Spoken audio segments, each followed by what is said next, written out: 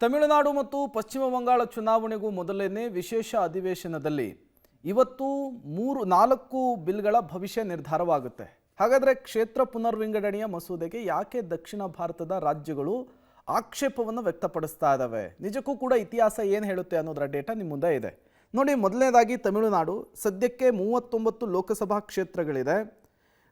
Delimitation ಆದರೆ ಅದು 59ಕ್ಕೆ ಏರಿಕೆ ಆಗುತ್ತೆ. ಪ್ಲಸ್ 20 ಸೀಟುಗಳು ಬರುತ್ತೆ ಅನ್ನುವಂತಹ ವಿಚಾರ ಗೊತ್ತಾಗ್ತಾ ಇದೆ.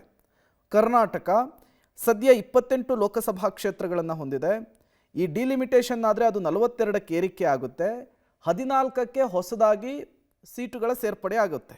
ಇನ್ನು ಆಂಧ್ರ ಪ್ರದೇಶದಲ್ಲಿ 25 MP ಸೀಟುಗಳಿರುವಂಥದ್ದು, ಕ್ಷೇತ್ರಗಳಿರುವಂಥದ್ದು.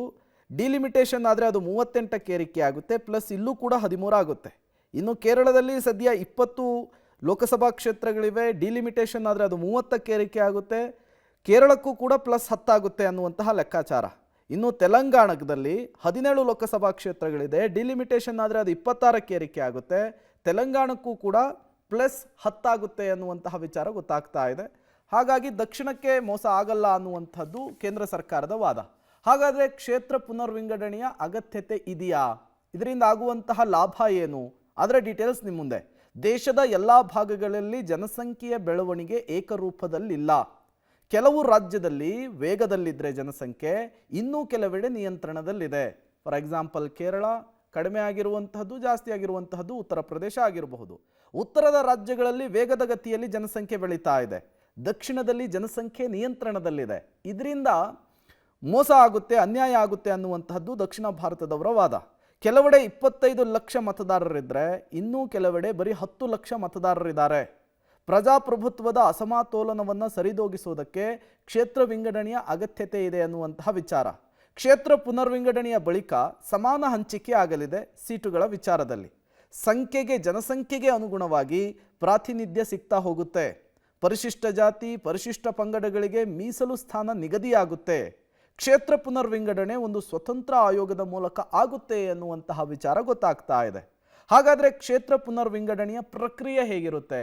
ಕ್ಷೇತ್ರ ವಿಂಗಡಣೆಗೆ ಅವಕಾಶ ಸಿಕ್ಕಿದ್ದೇ ಆದರೆ ಇದರ ಫಾರ್ಮಾಲಿಟೀಸ್ ಯಾವ ರೀತಿ ಇರುತ್ತೆ? ಅದರ ಅಪ್ಡೇಟ್ಸ್ ಕೂಡ ನಿಮ್ಮ ಮುಂದೆ ಇರುವಂಥದ್ದು.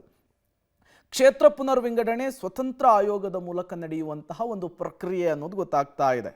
ಈ ಆಯೋಗವನ್ನು ಸ್ವತಃ ರಾಷ್ಟ್ರಪತಿಗಳೇ ರಚಿಸ್ತಾರೆ. ಕ್ಷೇತ್ರ ಪುನರ್ವಿಂಗಡಣೆ ಸಂಸತ್ ನಿರ್ಧರಿಸಿದ ಮೇಲೆ, ಆಯೋಗವನ್ನು ರಚಿಸಿದ ಮೇಲೆ ಸಂಪೂರ್ಣ ಜವಾಬ್ದಾರಿ ಆ ಆಯೋಗದ್ದೇ ಆಗಿರುತ್ತೆ. ಈ ಆಯೋಗದಲ್ಲಿ ಯಾರ್ಯಾರು ಇರ್ತಾರಪ್ಪ ಅಂದರೆ, ಸುಪ್ರೀಂ ಕೋರ್ಟ್ನ ನಿವೃತ್ತ ನ್ಯಾಯಮೂರ್ತಿಗಳಿರ್ತಾರೆ, ಮುಖ್ಯ ಚುನಾವಣಾ ಆಯುಕ್ತರು ಇರ್ತಾರೆ, ರಾಜ್ಯ ಚುನಾವಣಾ ಆಯುಕ್ತ ಸದಸ್ಯರು ಕೂಡ ಇರ್ತಾರೆ. ಹೇಗಾಗುತ್ತೆ ಈ ಪ್ರಕ್ರಿಯೆ? ಭೌಗೋಳಿಕ ಪರಿಸ್ಥಿತಿಯನ್ನು ನೋಡಿಕೊಂಡು, ಆಡಳಿತಾತ್ಮಕ ಗಡಿಗಳನ್ನು ನೋಡಿಕೊಂಡು, ಕ್ಷೇತ್ರದ ಸಾಂದ್ರತೆ ಮತ್ತು ಸೌಕರ್ಯವನ್ನು ನೋಡಿಕೊಂಡು ಡಿಲಿಮಿಟೇಷನ್ ಪ್ರಕ್ರಿಯೆಗಳಾಗುತ್ತೆ. ಪರಿಶಿಷ್ಟ ಜಾತಿ, ಪಂಗಡ ಹಾಗೂ ಜನಸಂಖ್ಯೆಯ ಪ್ರಮಾಣವನ್ನು ಕೂಡ ಈ ಡಿಲಿಮಿಟೇಷನ್ ನಿರ್ಧರಿಸುತ್ತೆ ಅನ್ನೋದು ಗೊತ್ತಾಗುತ್ತೆ. ಈ ಹಿಂದೆ 1951, 61, 71ರಲ್ಲಾಗಿದೆ. ಈಗ ಮತ್ತೊಮ್ಮೆ ಆ ವಿಚಾರ ಮುನ್ನೆಲೆಗೆ ಬಂದಿದೆ. ಬಟ್ ಜಾತಿ ಗಣತಿ 2011 ಆಗಿರೋದ್ರಿಂದ ಅದಕ್ಕೆ ಆಕ್ಷೇಪಗಳು ಕೂಡ ವ್ಯಕ್ತವಾಗ್ತಾ ಇದ್ದಾವೆ.